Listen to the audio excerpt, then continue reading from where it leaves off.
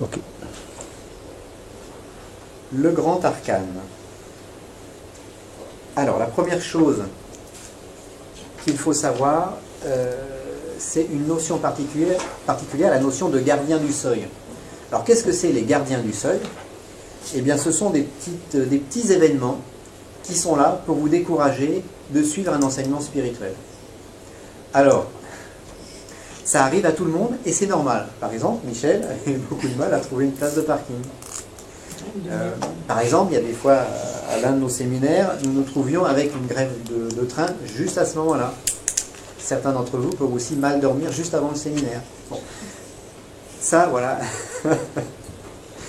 Alors, c'est normal. C'est parce que dès l'instant où nous voulons aborder des changements en nous-mêmes qui vont amener à une sorte de refonte de notre vie, d'amélioration de notre existence, d'accélération de notre spiritualité, nous entrons, non pas en conflit, mais nous entrons en résistance avec une partie de nous-mêmes, ou des choses qui sont un petit peu extérieures.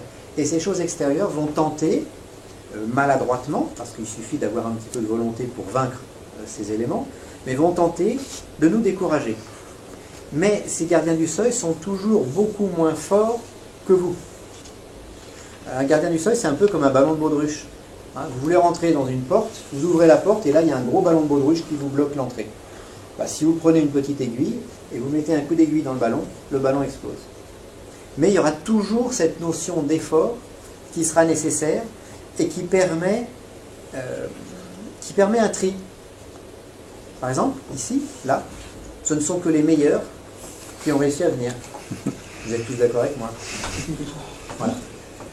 Quant aux personnes qui prennent l'enregistrement, eh bien, ce ne seront également que les meilleurs qui vont prendre cet enregistrement. Bon. Pour progresser, il y a automatiquement cette notion d'effort. Tout ce qui nous permet d'avancer spirituellement de façon puissante nécessite un effort.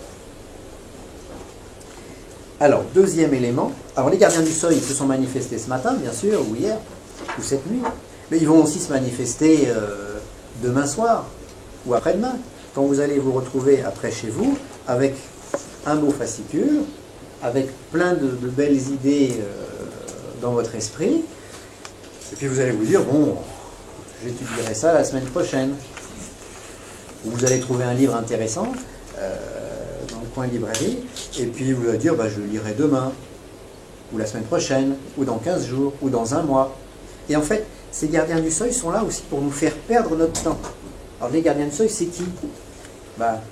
C'est votre mari, c'est votre femme, c'est vos enfants, c'est vos petits-enfants, c'est vos parents, c'est tout l'environnement qui est là, non pas pour vous empêcher de progresser, mais qui est là sous une forme de résistance. Un petit peu comme si j'appuie sur ce mur, je vais avoir une force de résistance qui va s'opposer à mon appui. Et donc, ces gardiens du seuil sont assez faciles à vaincre. J'ai une fois un monsieur comme ça, à lui, il voulait absolument venir pour quelque chose de très important. Sa femme lui dit, si tu fais ça, je divorce. Là, c'est... Voilà, l'opposition, le gardien. Et il a dit à sa femme, bon d'accord, on divorce. Et là, elle lui a répondu, bon maintenant j'ai changé d'avis, on reste ensemble. Donc c'était juste un petit truc comme ça, parce qu'elle s'imaginait que s'il allait dans une voie spirituelle, ou s'il faisait certaines choses, il allait complètement se transformer, ce ne serait plus l'homme qu'elle a connu, qu'elle a aimé, etc. Mais tout ça, c'était des fausses idées. Donc, il faut y aller quand même. Alors, deuxième élément très important, c'est d'oublier tout ce que nous avons appris jusqu'à présent, sur le plan ésotérique, parce que certains d'entre vous ont déjà beaucoup travaillé, ont déjà lu, ont déjà eu un parcours, mais là, nous allons entrer dans un domaine très particulier, puisque c'est le domaine des arcanes, qui ne se réfère à aucun ésotérisme connu. Donc, on ne peut pas se dire, voilà, j'ai étudié la Kabbale, donc je vais faire des ponts entre la Kabbale et ce que je vais apprendre aujourd'hui. Non. je suis bouddhiste, je vais faire des ponts entre le bouddhisme et ce qu'on va apprendre. Non plus. Il nous faut aborder ces sujets avec un esprit libre, avec un esprit neuf. C'est pour ça que très souvent, les scientifiques de très haut niveau, les savants, les docteurs, ne viennent pas à des séminaires comme le nôtre. Parce qu'ils ont le cerveau plein de choses et ça les empêche d'y mettre l'essentiel. Donc il y a une grande différence entre le scientifique ou le docteur de la loi, par exemple celui qui a toute sa vie étudié la théologie et qui peut vous parler, qui a une véritable bibliothèque, une véritable encyclopédie. Vous êtes en admiration devant cette personne, mais en fait c'est une encyclopédie vivante, mais une encyclopédie n'est pas un être vivant. Il a tout appris par cœur. Donc il a le cerveau tellement plein qu'il n'y a plus de place pour y mettre autre chose. Or, l'initiation, or la spiritualité, c'est justement d'essayer de vider un petit peu notre esprit pour y faire entrer la lumière, et non pas pour y faire entrer simplement des connaissances intellectuelles. Alors, aujourd'hui, nous abordons la première partie du grand arcane. Alors, je me suis posé la question de savoir qu'est-ce que c'est. Bon, vous êtes là, c'est bien, c'est parce que j'ai dû vous envoyer un document qui explique quand même à peu près les choses, mais il y a une personne qui me posait la question, mais c'est quoi les arcanes? C'est quoi le grand arcane? Et j'étais un petit peu... j'ai eu du mal. Alors j'étudie ça depuis 30 ans, hein. Bon. Mais j'ai eu du mal à répondre de façon simple. Parce que qu'est-ce que c'est exactement? Qu'est-ce que nous allons aborder? Nous allons aborder le plan de l'architecte. C'est pour ça que des fois les francs-maçons appellent Dieu le grand architecte, c'est-à-dire celui qui fait l'architecture. En fait, ce que nous allons étudier, c'est derrière les murs, la charpente. De façon, après, à savoir si nous faisons un trou dans le mur, si je vais tomber sur un fil électrique, si je vais tomber sur une poutre, ou si je vais pouvoir faire mon trou et accrocher mon tableau. Bon. Ça veut dire que nous allons étudier ensemble ce qui est caché derrière le monde dans lequel nous vivons. Et si nous comprenons ce qui est caché derrière le monde dans lequel nous vivons, nous allons pouvoir vivre dans une sorte de double monde, d'avoir une sorte de double vie, une vie profane et une vie spirituelle, et de pouvoir avoir des interactions de l'un sur l'autre, et de pouvoir agir sur notre vie profane, c'est-à-dire de pouvoir améliorer notre vie. Hein, comme dans le petit fascicule que certains d'entre vous ont eu, de pouvoir guérir notre vie. Alors guérir notre vie, c'est quoi? C'est guérir nos problèmes financiers, guérir nos problèmes de santé, si nous en avons, guérir nos problèmes sentimentaux, guérir nos problèmes psychologiques, guérir nos problèmes... voilà. Tout guérir. Et pour tout guérir, entre guillemets bien sûr, il nous faut nous caler sur une vibration. Il nous faut d'abord comprendre, et ensuite arriver à nous caler sur une vibration de vie, sur une vibration vitale. Et qu'est-ce qu'il y a de plus vital que le Créateur? Alors que certains appellent Dieu, que certains appellent grand architecte, que certains appellent autrement. Mais le but du travail que nous allons faire, c'est d'arriver à comprendre ça et à se brancher dessus. Et nous allons nous apercevoir, dans le travail que nous allons faire ensemble, que toutes les grandes civilisations, toutes les grandes religions, tous les grands conquérants, tous ceux qui ont fait des grandes choses, se sont branchés sur la même source. Dans le monde dans lequel nous vivons, il y a deux arcanes fondamentaux. Le premier, c'est ce qu'on appelle le grand arcane, ou le royal secret. C'est ce que nous allons aborder durant ces 2 jours. Et le deuxième arcane fondamental, qui est un arcane plus kabbalistique, plus magique, c'est le chiffre des choses, qui est axé sur les 36 forces en action dans notre monde. Bon, alors pour l'instant c'est abstrait, nous allons justement essayer d'entrer progressivement dans le côté concret. Alors, la métaphysique de ces deux arcanes fondamentaux est une haute science. Donc en fait, nous sommes des scientifiques, mais en même temps nous sommes des spiritualistes. Donc nous sommes à la croisée des chemins. Nous sommes entre le mystique et l'étude scientifique. Parce que lorsque nous abordons la spiritualité, si nous n'avons pas la tête sur les épaules, si nous n'avons pas les pieds sur terre, nous partons dans des doux rêves, dans de douces illuminations, on prend des vessies pour des lanternes, et puis on se retrouve dans des situations absolument étranges et incongrues, et nous ne progressons pas, ni spirituellement, ni dans la matière. Donc, il faut garder les pieds sur terre, il faut toujours raisonner, c'est-à-dire que lorsque nous abordons un phénomène religieux, un phénomène mystique, la voyance, le magnétisme, tout ça, il faut réfléchir. Est-ce que c'est vrai? Est-ce que c'est faux? Et si nous réfléchissons, et si nous raisonnons, et si nous apprenons à raisonner, à partir de là, nous ne nous faisons pas piéger par des ésotérismes farfelus, et nous comprenons certaines paroles qu'ont prononcées les prophètes, que ces prophètes s'appellent Jésus, Mahomet, Bouddha, etc. Peu importe, parce qu'ils auront toujours le même type de langage. C'est nous qui nous combattons. Hein, le musulman combat le chrétien n'est pas d'accord avec le bouddhiste pense que... les bouddhistes ont un petit peu une philosophie quand même un peu plus paisible, je dirais.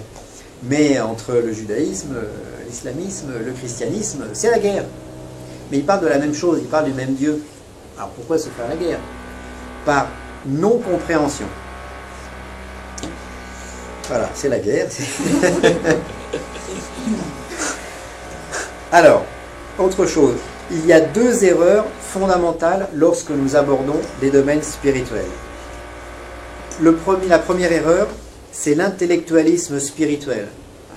C'est d'être des intellectuels de la spiritualité. C'est-à-dire, nous devenons à ce moment-là des faux initiés et nous apprenons tout par cœur. Donc, nous sommes des intellectuels, nous sommes des bibliothèques ambulantes. On est capable de parler de plein de choses. Mais si c'est uniquement intellectuel, en fait, l'esprit ou la lumière n'est pas entré en nous-mêmes, donc nous ne sommes porteurs de rien. La deuxième erreur, c'est le mysticisme incanalisé. C'est celui qui voit des nains partout. Ou la Sainte Vierge, ou Jésus, etc. On en connaît comme ça des fois. Moi, je connais plein de gens comme ça qui voient tout le temps la Sainte Vierge, Jésus, Bouddha, Mahomet, et même à un séminaire, je me rappelle, on est en train de faire la biorespiration, tout ça. Alors tout le monde était là. Puis il y avait une dame qui était là.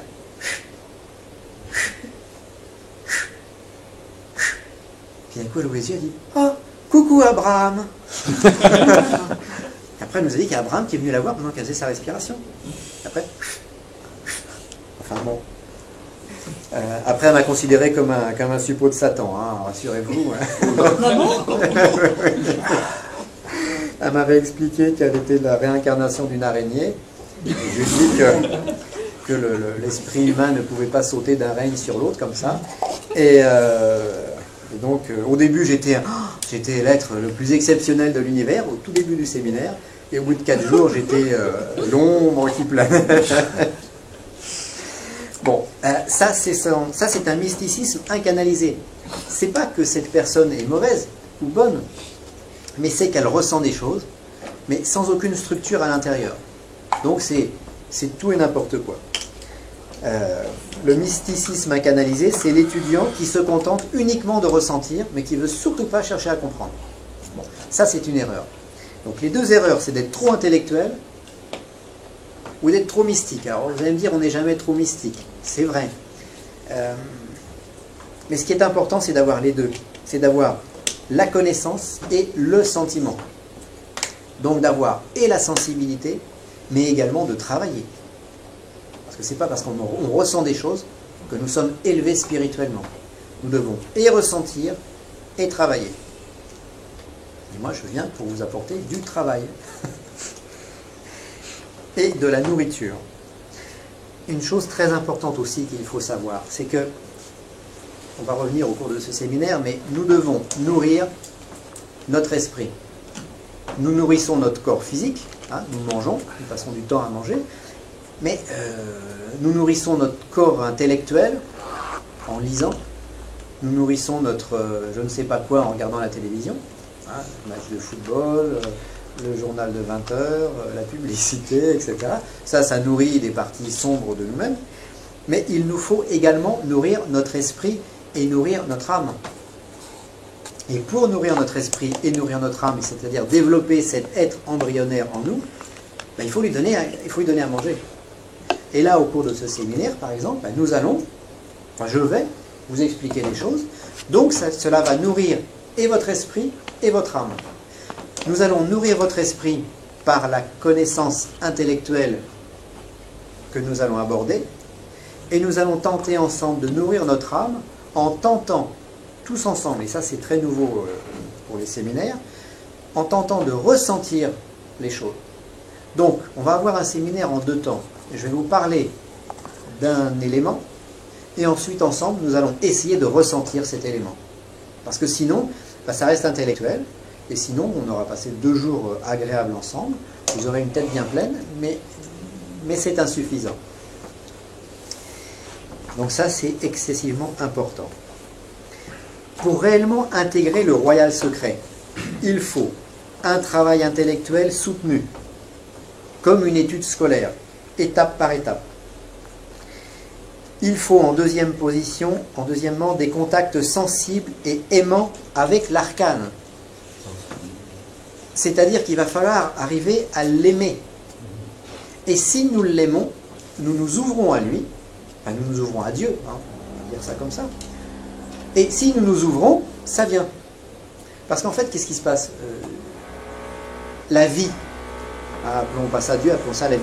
La vie ne demande qu'à se déverser en nous. Mais nous sommes dans nos carapaces, nous sommes bloqués, nous sommes auto-bloqués, et à partir de là, la vie ne peut pas entrer en nous. Donc c'est nous le problème, c'est pas les autres. Et si nous arrivons à nous ouvrir, si nous arrivons à nous changer, bah évidemment, il y a plus de vie qui va entrer. Le prêtre catholique, quand il célèbre une messe, qu'est-ce qu'il fait normalement? Il doit essayer de s'ouvrir. Mais pareil, l'imam, quand il prie, il doit essayer de s'ouvrir à Dieu. Quand l'imam prie, il ne doit pas répéter ces textes coraniques bêtement. Il doit essayer de les comprendre et d'y mettre du cœur. Et s'il y a le cœur, à partir de là, quelque chose peut descendre. Donc notre gros problème à nous, en tant que civilisés, avec l'intellect bien développé, c'est de faire le calme dans notre tête pour pouvoir y faire descendre autre chose. Donc un prêtre, dans une messe, qu'est-ce qu'il doit faire? Il doit comprendre ce qu'il fait et s'ouvrir. Et à partir de là, dans son calice, vont descendre certaines choses. Et pareil pour le rabbin qui va prier, et pareil pour tout le monde. Donc des contacts sensibles et aimants avec l'arcane, ça on va le voir ensemble, parce qu'on va voir quand même également une sorte de rituel. Une prière sous forme d'une descente métaphysique. Alors ceux qui font un petit peu de la Kabbale vont me dire « Ah bah oui, mais dans la Kabbale on fait exactement la même chose ». Oui, et normalement, dans tous les mouvements spirituels, on fait toujours tous la même chose. C'est-à-dire qu'on part du tout en haut pour essayer de faire descendre cette énergie de vie tout en bas. Nous sommes tout en bas de la création. Cette énergie de vie est tout en haut. Elle est colossale, elle est cosmique. Et nous essayons de la faire descendre de façon à être plus vivant. Donc les contacts sensibles et aimants avec l'arcane, c'est le pain qui va densifier notre âme. C'est l'émotion qui va animer la pensée sèche. La pensée sèche, c'est l'étude intellectuelle. Mais cette étude intellectuelle est insuffisante. Il faut arroser la graine pour qu'elle pousse. Et c'est le sentiment et c'est l'amour que l'on doit développer envers les plans abstraits qui vont permettre justement à cette graine de pousser. Ça, c'est le deuxième plan. Et ensuite, eh bien, pour intégrer le fameux arcane, il va falloir également que nous ayons des applications pratiques quotidiennes résultant de la prise de conscience profonde de l'arcane. C'est-à-dire que l'arcane, il ne faut pas simplement le connaître intellectuellement, il ne faut pas simplement l'aimer, mais il va falloir aussi que nous essayions de caler notre vie sur cette loi. Et si nous calons notre vie sur cette loi, nous allons mieux réussir. Et si nous ne calons pas notre vie sur cette loi, ben nous ne réussissons pas. Dans le petit fascicule là, sur la métaphysique, moi je donne un exemple qui vaut ce qu'il vaut. Il y a une autoroute qui passe. Si je ne sais pas que je ne dois pas traverser l'autoroute à pied, je traverse l'autoroute à pied et je me fais écraser par une voiture ou par un camion. J'ai enfreint la loi. Hein, parce qu'on nous dit toujours, nul n'est censé ignorer la loi, que ce soit la loi des hommes, ou que ce soit la loi spirituelle. Ben, c'est pareil, si je ne sais pas qu'il y a une autoroute et que je traverse, je me fais écraser. Donc si je commets des erreurs vis-à-vis de la loi, je ne vais pas dire spirituelle, mais vis-à-vis de la loi énergétique qu'il y a sur ma planète, sans le faire exprès, je dors à un endroit qui ne me convient pas, et ben, je vais subir les conséquences de mon mauvais choix. Par exemple, je suis sensible, j'habite dans une maison hantée. Évidemment, je vais avoir des soucis, parce que sans le faire exprès, je n'ai pas respecté une règle, etc., etc. Et tous, nous enfreignons tout le temps plein de règles. Donc en connaissant ces règles, bah, déjà on va moins les enfreindre et on aura une vie qui sera moins négative. Donc application quotidienne, eh ben, c'est-à-dire que par exemple pour dormir, je vais essayer de dormir en fonction de l'arcane, je vais essayer de me nourrir en fonction de l'arcane et nous allons nous apercevoir que cela nous donne plus de vitalité. Si notre civilisation calait sa structure sur l'arcane, il y aurait très peu de pollution, il y aurait beaucoup moins de problèmes, il n'y aurait pas de guerre, il y a plein de choses qui n'existeraient pas. Il n'y aurait pas d'assassinat, il n'y aurait pas de viol, il n'y aurait pas de prêtres pédophiles, il y a plein de choses qui disparaîtraient. Parce que nous serions tous, notre civilisation serait axée sur une structure. Alors, si vous voulez, nous abordons aussi, hein, vous vous êtes rendu compte avec certains livres là, qui sont en train de paraître, avec le petit fascicule, nous ouvrons une nouvelle aventure. Donc, je vous ai déjà emmené certains d'entre vous dans des aventures extraordinaires. Eh bien, nous allons aller encore plus loin. Parce que je crois que c'est nécessaire et parce qu'aujourd'hui, 2013, il se passe des choses qui ne se produisaient pas avant. 2013 est une année, peut-être, je me suis rendu compte pour moi et pour quelques personnes qui m'entourent, mais peut-être pour vous également, mais c'est une année beaucoup plus virile. C'est une année où, limite, ça ne pardonne pas. Il faut se rectifier, il faut être dans l'axe. Il y a plein de décisions qui sont prises. Il y a plein de personnes qui divorcent en 2013. Il y a plein de personnes qui se retrouvent à l'hôpital. Il y a plein de... Ça bouge de partout. Hein. Il y a l'économie qui est en train de s'effondrer encore plus vite qu'avant, etc., etc. Donc, ça veut dire qu'il y a aussi sur un plan spirituel de nouveaux plans qui sont en train de s'ouvrir, de se préparer. Et, eh bien, nous devons tous ensemble construire quelque chose. Se construire soi-même égoïstement, bien sûr, mais également construire quelque chose de différent.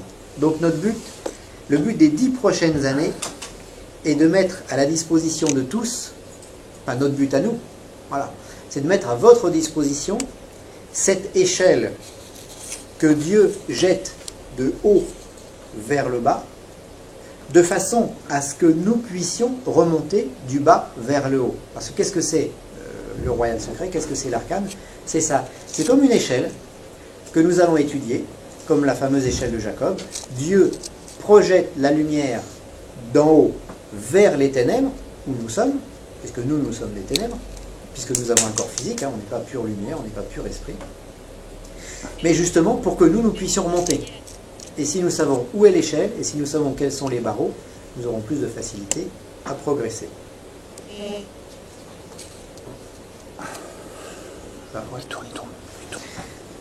Donc, alors aujourd'hui, ce que nous allons faire ensemble, aujourd'hui et demain, c'est une introduction au mystère qui entoure le royal secret. Alors, si vous parlez du royal secret à un franc-maçon, il va dire « Ah oui, le royal secret ». Si vous parlez du royal secret à un kabbaliste, il devrait dire « Ah oui, le royal secret ». Si vous en parlez à un Rose-Croix, il va dire « Ah oui ». Si vous en parlez à plein de monde, parce qu'on va s'apercevoir historiquement que tout le monde a structuré sa société initiatique, sa religion, etc., sur ce royal secret, sans le dire. Mais il y a des ficelles qui dépassent. Et alors, autant s'adresser au bon Dieu qu'à ses saints, c'est-à-dire autant s'adresser directement, à comprendre directement le royal secret, plutôt que de passer par une cabale, par une religion, par quelque chose qui aura automatiquement déformé cet arcane. Avez-vous des petites questions sur l'introduction? Bon, c'est assez... Juste Oui.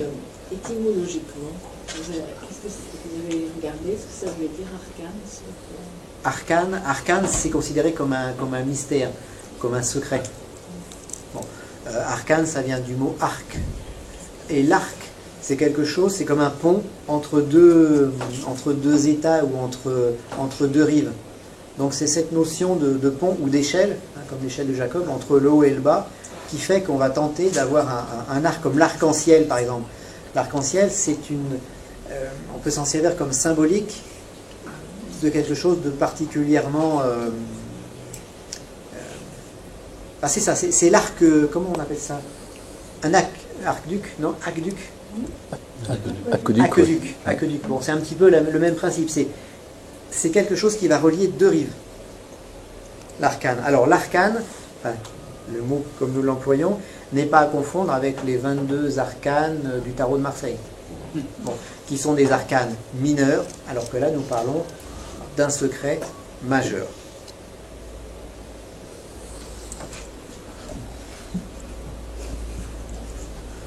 Alors, le grand arcane, bâtisseur de religion et de civilisation. D'une manière ou d'une autre, le royal secret est à la base des grandes religions parce que c'est en quelque sorte, ce royal secret, Dieu manifesté, c'est-à-dire les forces en action. Donc, si je veux construire quelque chose, je dois prendre des matériaux pour construire la chose en question. Donc, on ne peut pas se passer de matériaux pour construire, et notre monde est construit sur ces matériaux invisibles. En fait, il y a une structure invisible, comme la charpente, derrière le mur de ce bâtiment. Il y a une structure invisible, et nous sommes le côté visible de la chose. Donc, il n'y a pas que nous qui existons. Si nous sommes, c'est qu'il y a une structure invisible. Par exemple, la vie qui nous habite. Qu'est-ce que cette vie qui nous habite? Qu'est-ce que le fait que nous soyons conscients? C'est quoi cette conscience qui fait que nous sommes capables de réfléchir? Parce qu'on utilise notre pensée, on utilise notre réflexion, mais sans jamais penser que nous sommes en train de penser. C'est comme le bébé qui utilise sa main sans s'apercevoir que c'est sa main. Bon. Donc il faut qu'on ait conscience, et cette vie qui nous habite est invisible, parce que de cette vie, nous n'en voyons que les manifestations extérieures. Je bouge, donc je suis vivant. Ouais, mais quand je dors, je suis vivant aussi. Alors, je bouge quand même, parce que je respire.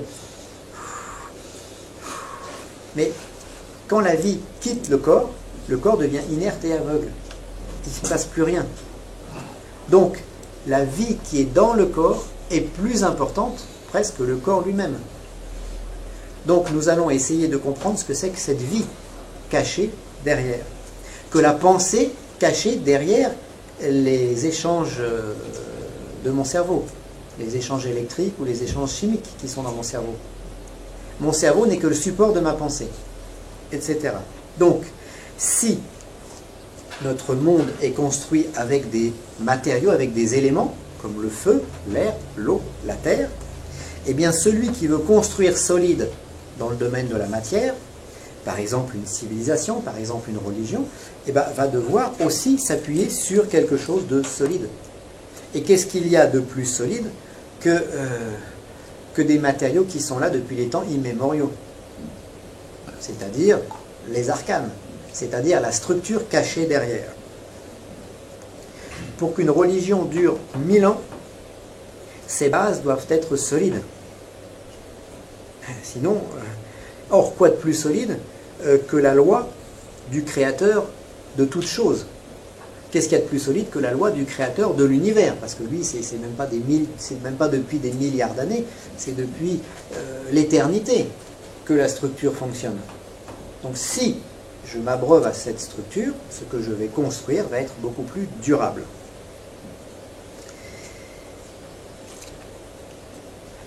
Alors, pareil pour les grands conquérants, qu'ils soient militaires ou qu'ils soient pacifiques. Si le conquérant veut construire un royaume solide, il doit s'appuyer sur le royal secret. Deux exemples. Hitler et la conquête nazie fut basée sur des forces occultes noires. Hitler, c'était un médium qui a réussi à capter les anciens dieux ariens et puis qui se sont exprimés à travers lui. Et qu'est-ce qu'il voulait? Ces dieux, c'était des sacrifices. Mais Hitler donc, a construit sa conquête sur des forces obscures. L'aventure a duré 12 ans avant que tout le monde se coalise contre lui. Un autre exemple, Ram le druide, qui est parti dans une conquête semi-pacifique voilà plus de 6000 ans, et Ram a instauré un culte solaire dont le catholicisme d'aujourd'hui est un des enfants. Donc ça veut dire que Ram, lui, il a construit justement sur le royal secret et sur quelque chose de solide, et nous en avons encore des traces aujourd'hui. Donc quand on construit solide, ça dure longtemps. Quand on construit sur du sable, ça s'effrite. Alors, faisons un petit peu d'histoire. Ça tourne. Ok. Alors, on fait un petit peu d'histoire et puis après, nous aborderons le royal secret. Mais c'est important, tous, de se motiver et de se dire que ce que nous allons aborder, c'est d'une importance capitale pour notre humanité et pour nous-mêmes. Alors, histoire rapide de Ram. Alors, Ram, c'était un druide d'il y a 6500 ans. Nous avons des traces historiques de Ram dans l'hindouisme. Parce que les hindous ont des écrits historiques qui sont beaucoup plus anciens que ceux de notre civilisation européenne.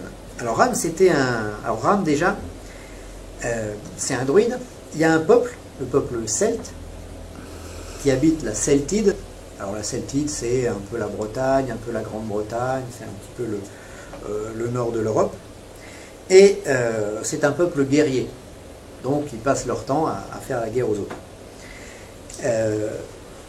Ils ont à leur tête des prêtresses et une religion à caractère lunaire, avec des sacrifices sanglants, parce qu'ils se sont aperçus que quand ils sacrifiaient, quand ils offraient du sang aux dieux, les dieux leur donnaient quelque chose. Donc voilà, religion lunaire, sacrifice, et puis un jour il y a une maladie, une espèce de maladie des poumons qui se répand à travers le peuple celte et qui décime même les plus forts des guerriers. Alors là, tous les médecins de la région essayent de s'atteler au problème, et puis, impossible, personne ne trouve le remède. Et puis, il y a un druide qui s'appelle Ram, qui est, nous dit la légende, endormi au pied d'un chêne. Alors, c'était certainement un alchimiste, parce qu'il ne pouvait pas mettre en meule le travail qui lui a été confié après. Et dans un songe, il y a un esprit, une entité, un être supérieur qui lui dit, voilà, pour soigner cette maladie, tu dois prendre telle plante et opérer de telle et telle manière. Bon. Le remède est à base de gui. Alors quel était le remède? On n'en sait plus rien aujourd'hui. Il fait ses décoctions, il fait ses extractions alchimiques selon le mode qu'on lui a donné, et il commence à opérer des guérisons. Et là, il guérit les gens de son village. Après, il guérit les gens de la région. Après, il guérit les gens de la province. Et après, comme tout le monde s'aperçoit que lui, il a le remède, tout le monde vient vers lui, évidemment.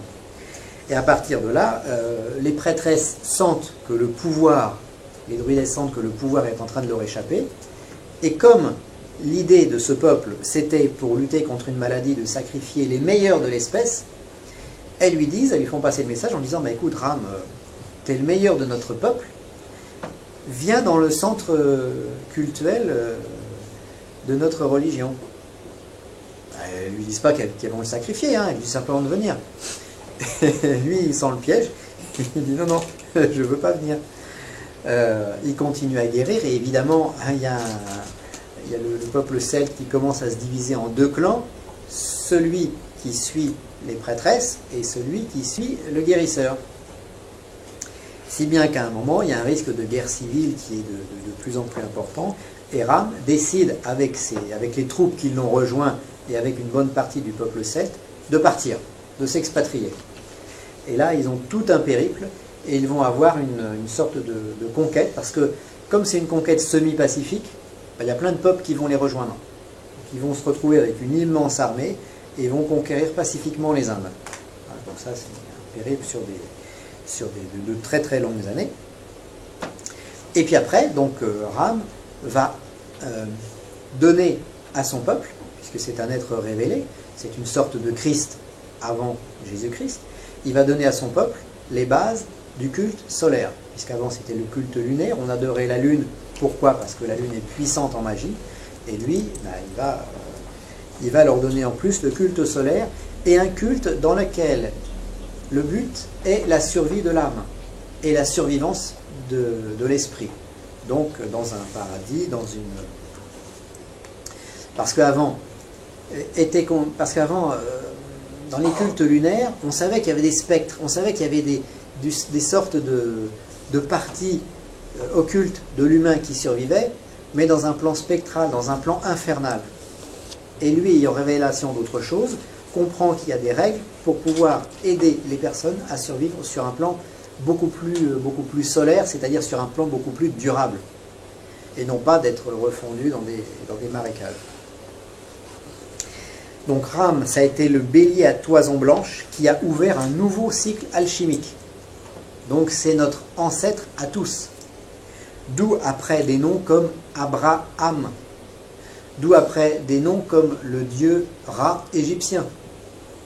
D'où après tout un tas de noms également qu'on retrouve dans l'hindouisme. Brahma, etc. J'en ai pas forcément toute une liste. Mais dans l'hindouisme, on retrouve des traces de cette épopée spirituelle. Donc Ram, qu'est-ce qu'il a fait? Il a donné à l'hindouisme ses bases, mais comme quand il est revenu vers le Tibet, il a dû passer également vers l'Iran, l'Irak, l'Égypte, il a essaimé tout un tas de graines historiques qui ont donné aussi la civilisation tibétaine, enfin la haute spiritualité tibétaine, et également l'Égypte, quelques millénaires plus tard. Et dans les traces également du druidisme, nous avons par exemple Stonehenge.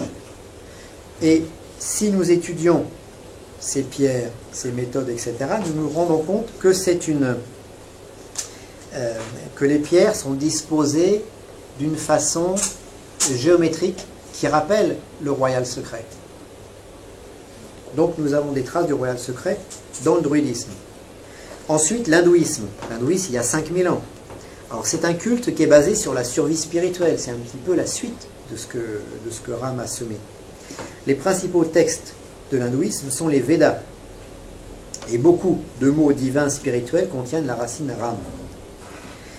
Et dans l'hindouisme, dans les traces du royal secret, nous avons les temples de pierre et les statues. Et curieusement également des menhirs, des pierres levées, qu'on retrouve et chez les Celtes et en Inde.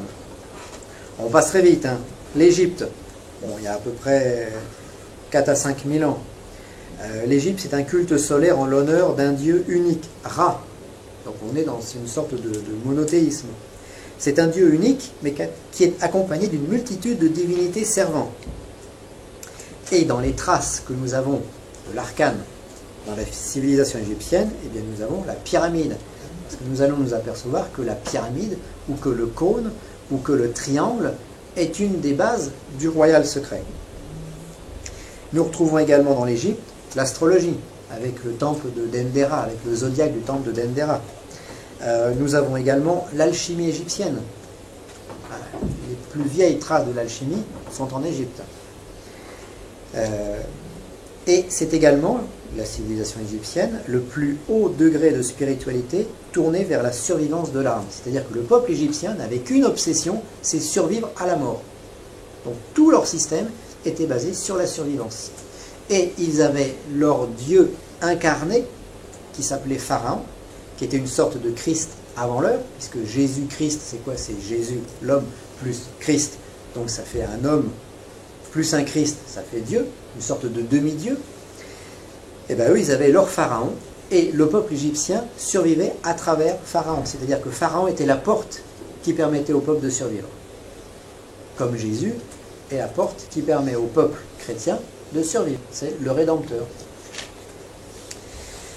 Donc voilà pour les Égyptiens. Alors les Égyptiens, ils ont quand même une civilisation ultra puissante. Hein, si vous allez un jour faire un petit tour là-bas, vous apercevez que vous avez certaines statues, le doigt de pied de la statue arrive à votre hauteur. Et puis après, vous avez les jambes, les genoux, et vous prenez des jumelles pour regarder ce qu'il y a, pour regarder la tête. Donc ils ont bâti cette civilisation uniquement dans le but d'une survivance de l'âme. Donc ils se sont construits quelque chose de solide, et leur civilisation a été solide et durable.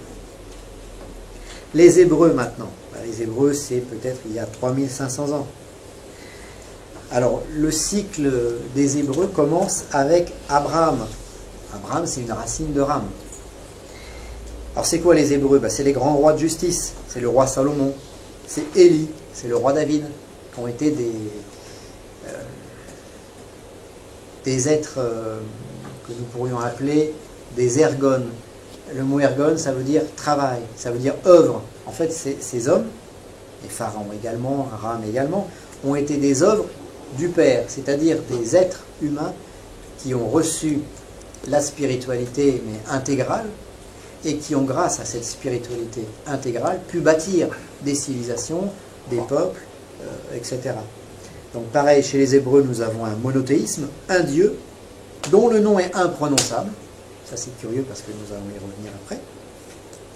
Nous avons également dans leur histoire Melchisédek qui offre le premier sacrifice, soi-disant, du pain et du vin. Alors, je dis soi-disant premier sacrifice parce qu'on s'aperçoit que les Égyptiens ont des... vous verrez dans un de mes bouquins, là, quand on regarde certaines gravures égyptiennes, on se dit, mais ça ressemble fort à ce que fait le prêtre catholique au cours de sa messe. Bon. Mais officiellement, c'est Melchisédek le premier.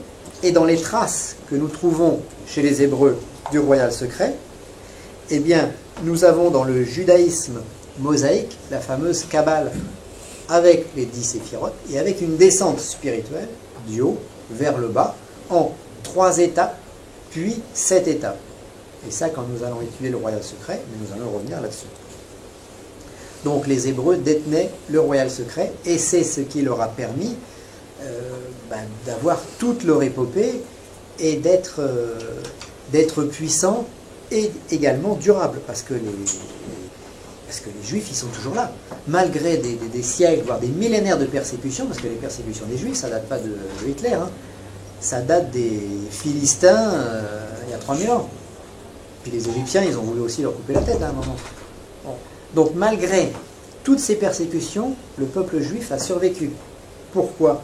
Parce qu'il avait une loi durable à l'intérieur de lui, parce qu'ils avaient dans leur religion des adaptations du royal secret. Passons maintenant au christianisme. Le christianisme, il y a 2000 ans. Alors c'est quoi le christianisme? C'est un juif nommé Yeshua ben Joseph, qui reçoit l'Esprit Saint, qui commence à prêcher, et puis un jour, il va trop loin, les Romains l'attrapent, les grands rabbins de l'époque décident de l'éliminer, on le cloue sur une croix, et l'histoire est terminée. Bon. Sauf que ça, ce n'était que le début, puisque 2000 ans après, eh bien, cette petite histoire, qu'on ne retrouve même pas quasiment dans les historiens de l'époque, cette toute petite histoire a réussi à convertir 2 milliards de personnes. Donc c'est puissant, même si à la base on avait l'impression que c'était tout petit. Et je suis sûr que quand les apôtres se sont aperçus que c'était fini, que Jésus était mort, ils se sont dit, bah, tout ça pour rien. Voilà. Mais non, la graine était plantée, et après c'est devenu un arbre gigantesque. Donc, nous ne pouvons pas juger de la spiritualité à ce qui se passe aujourd'hui. Hein. Si on veut juger ce qui se passe aujourd'hui, il faut regarder dans 200 ans. Alors, pareil, le christianisme, c'est un culte solaire, avec le vin et le pain, et nous trouvons des traces du royal secret dans l'évangile gnostique de Saint Jean, hein, qui se trouve à la fin de toutes les Bibles, donc qui est un texte canonique. Il y a beaucoup d'historiens qui se posent la question pourquoi les catholiques ont laissé ce texte dans la Bible. Parce qu'ils ont réussi à éradiquer tous les textes des autres gnostiques, et celui-là qui était le plus gros, ils ne l'ont pas vu passer. Parce que c'est quoi l'Apocalypse de Saint Jean? Ce sont des nombres. Et ce sont des nombres qui correspondent au royal secret. Donc celui qui ne connaît pas le royal secret ne voit pas que l'Apocalypse de Jean en parle. Mais celui qui connaît les nombres le voit parce que c'est simple comme de l'eau de roche. Et puis également, dans le christianisme, nous avons la messe qui rend honneur aux trois êtres cosmiques qui sont à l'origine de la vie et que nous allons étudier. Donc le christianisme est purement basé sur le royal secret.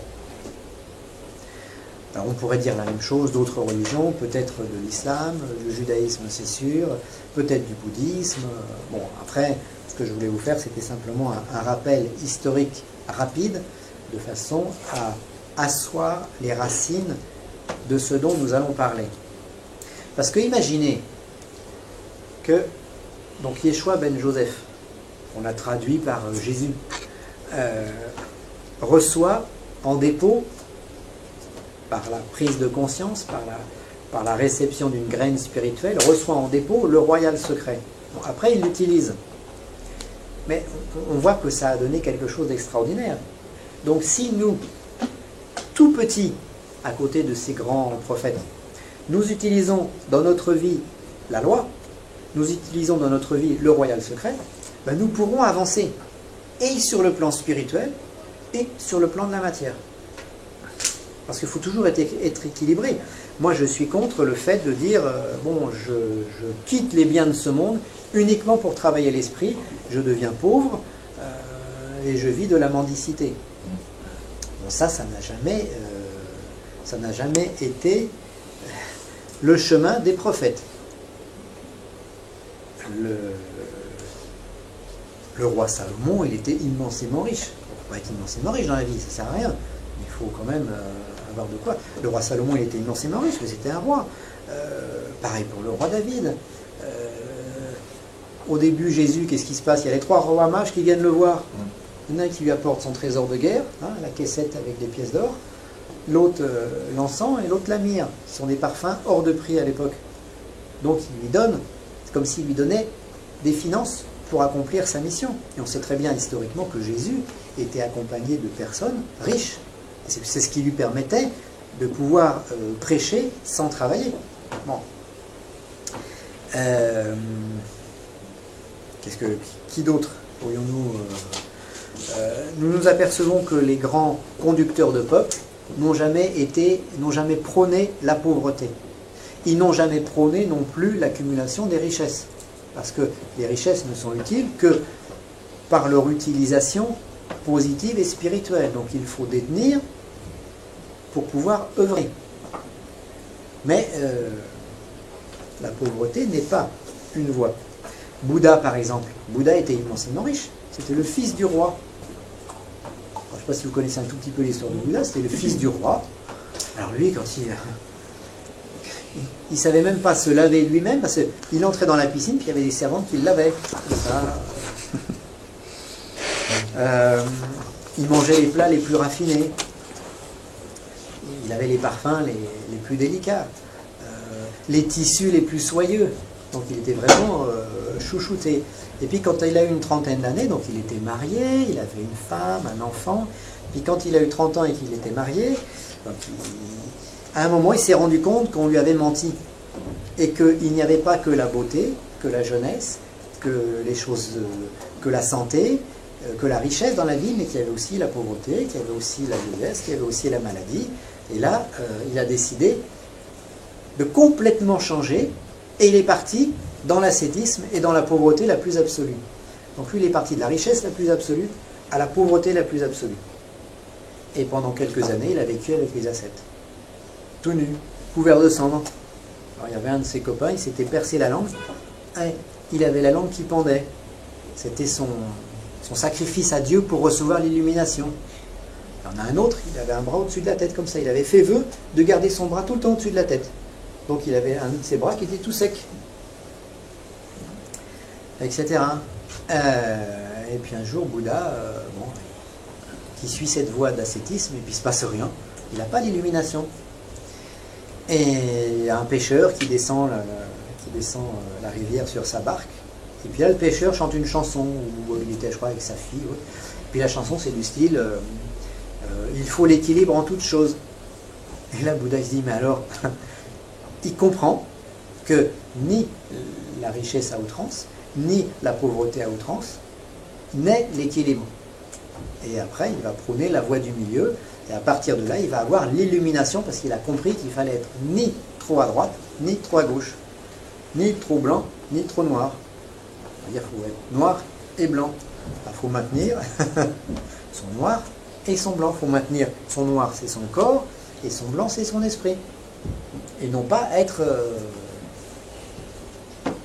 Donc voilà l'histoire rapide de Bouddha.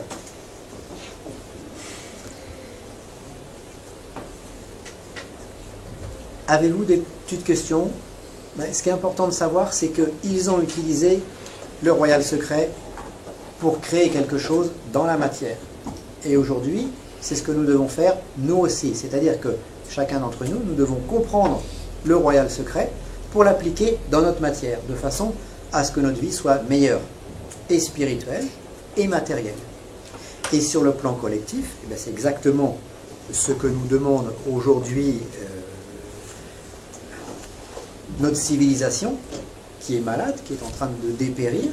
C'est un sang neuf, et nous devons, en quelque sorte, parler. Alors moi, je vais vous parler du royal secret, mais ce que j'aimerais peut-être, c'est qu'après, certains d'entre vous puissent en parler également à d'autres, de façon à ce qu'on répande cette idée, de façon à ce que d'ici 100 ou 200 ans, notre civilisation ait changé.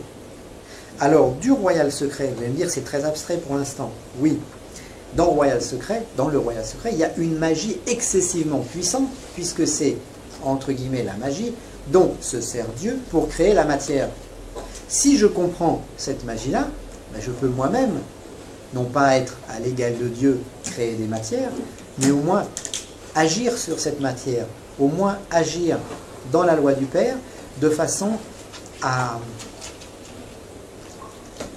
arranger le coup, voyez, de façon à avoir plus de chance. Et si je suis dans un courant vital, et si moi-même je parle de ce courant vital à d'autres personnes, évidemment, je suis un anneau du collier, et à ce moment-là, l'énergie circule. Et je bénéficie d'un courant de chance, de vitalité, de santé, etc., etc. Mais ce qui est bien important de savoir, c'est que c'est à moi de changer ma vie. Ça ne sert à rien de dire c'est la faute à Michel si s'est passé ça. Hein, ça ne sert à rien. Parce qu'en fait, mettons, je ne sais pas, pour prendre un exemple, il m'arrive un problème dans ma vie. C'est-à-dire c'est la faute à mon voisin, c'est la faute à ma femme, c'est la faute à mon mari, c'est la faute au chien, c'est la faute au chat, c'est la faute à... Voilà. Et non. C'est moi qui n'ai pas forcément la bonne attitude. Et en changeant mon attitude, de toute façon dans l'équation de ma vie, pas dans l'équation de votre vie, la seule chose que vous puissiez changer, c'est vous-même. Le seul paramètre à changer, c'est soi. Donc si soi, on change, automatiquement, ça change l'ensemble. Mais des fois, changer, c'est simplement comprendre. Voilà. Intégrer des choses, et à partir de là, nous allons aborder des rivages différents. Alors, introduction au royal secret. Avertissement. Alors, 2 dangers guettent le chercheur. Le premier danger, c'est ne pas travailler. Je viens à un séminaire, j'écoute Bernard Dinis pendant 2 jours, et je suis content. Et Bernard Dinis est content de vous avoir vu. Mais c'est insuffisant. Ce que nous faisons ensemble, c'est le début. Donc, le premier danger, c'est de ne pas travailler. Ne rien comprendre. Vous allez me dire, je comprends rien. Mais c'est pas grave, moi non plus. Nous allons travailler. Voilà. Et si nous travaillons, au bout d'un moment, nous comprenons mieux les choses. Donc, si je comprends rien, c'est que je n'ai pas travaillé. Et j'ai qu'à travailler un petit peu, tranquillement, et puis je vais comprendre. Le deuxième danger, c'est de ne pas toucher avec l'âme les arcanes. Le problème, c'est qu'il faut comprendre Une fois qu'on a compris quelque chose, il faut aimer. Et s'il n'y a pas cet amour, eh bien, vous aurez les arcanes dans le cerveau, mais vous ne pourrez pas les utiliser. Hein, c'est comme le magicien qui aurait toute sa panoplie de magie dans l'armoire, hein, la baguette magique, la tenue bleue, la tenue verte, la tenue rose, les chaussures qui vont avec, pas le sac à main, parce qu'un magicien n'a jamais de sac à main. Il a tout, mais il ne s'en sert pas. Donc ce qui compte, c'est d'avoir, mais après, il faut, pour s'en servir, en fait, aimer. Essayer de toucher avec l'âme. Donc, les deux dangers, c'est quoi? D'abord, c'est d'être paresseux. Alors, rassurez-vous, nous sommes tous paresseux. Moi, le premier. Quand est-ce que j'ai fini la préparation de ce séminaire? Non, pas ce matin. Mais, bon, ça fait 30 ans que j'étudie ceci. Donc, on peut dire aussi que ça fait 30 ans que je prépare ce séminaire. Mais, voilà, nous sommes tous paresseux, autant le reconnaître. Nous avons tous plein de défauts. Et peut-être que moi, j'ai encore plus de défauts que vous. Donc, je pars avec un handicap supplémentaire par rapport à vous tous. Voilà. Sauf que, quand je me suis rendu compte que j'étais paresseux, j'ai commencé à travailler. Et j'ai essayé de travailler plus que les autres. Alors, je me suis dit, je veux devenir meilleur. Et donc, j'ai travaillé. Et en travaillant, nous progressons. C'est mathématique. Deuxième danger, c'est d'être simplement intellectuel. De devenir, comme j'en connais certains, des machines à métaphysique.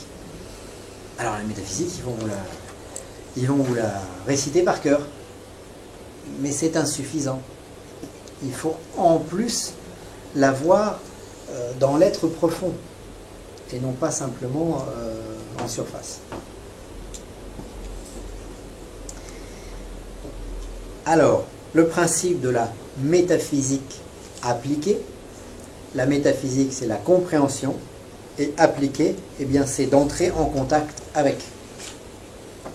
Donc si j'entre en contact avec, je vais pouvoir vibrer cette métaphysique, et à partir de l'instant où je vais vibrer cette métaphysique, mais je vais pouvoir transmettre cette vibration, et vous allez vous apercevoir que même dans les détails de la vie courante, les autres n'auront pas envers vous la même attitude. Je m'étais rendu compte qu'après, par exemple, certaines pratiques spirituelles, certaines études, quand j'allais chercher mon pain chez le boulanger ne me regardait pas de la même façon. C'est différent. Il y a quelque chose. Personne ne sait quoi, mais il y a quelque chose qui passe. Une fois, j'étais dans un aéroport en train d'attendre avec 50 autres passagers. Et puis l'avion avait du retard. Et puis à un moment, il y a une espèce de commandant de bord qui arrive. Il vient vers nous. Il me regarde. Il vient juste à côté de moi. Puis il me dit, voilà, dans 15 minutes, c'est bon, l'avion va décoller. Et puis il s'en va. Monsieur, il aurait pu le dire aux autres quand même. Mais bon, il y a plein de petites choses comme ça qui font que vous allez, en intégrant ces énergies, parce que c'est accompagné de l'énergie, vous allez vous rendre compte que tout ce qu'on va faire pendant les 2 jours, ça va également vous transformer. C'est ce que je veux arriver à obtenir. C'est une espèce de petite transformation, de début de transformation énergétique. C'est pour ça que certains d'entre vous ont eu du mal à dormir. Que ceux qui ont eu du mal à dormir lèvent la main. Oui. C'était à cause des conditions extérieures. Oui, aussi, mais bon, après... mais etc. Il faut que ça bouge.